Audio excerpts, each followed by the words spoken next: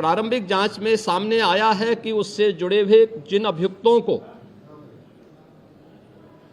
STF या UP police की कार्रवाई में पकड़ा गया है, उनके कुछ संबंध समाजवादी पार्टी से सामने आए हैं और समाजवादी पार्टी जो अपने कार्य के अनुरूप जिसका जो बदनाम हो चुकी है और पहले से कुख्यात है,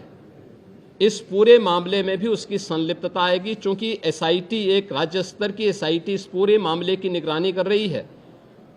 जिसमें यूपी पुलिस, एफएसडीए, इनसे जुड़े हुए सभी अधिकारी मौजूद हैं। इनके अवैध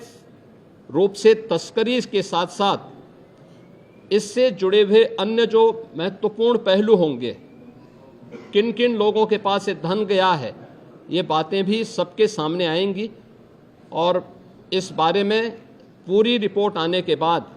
ही इसके बारे में कुछ कहा जा सकता है। लेकिन ये ज़रूर मैं कह सकता हूँ कि जो सपा प्रमुख के द्वारा कहा जा रहा है, ये वही स्थिति है कि यही कसूर मैं बार बार करता रहा, धूल चेहरे पर थी और आईना साफ करता रहा।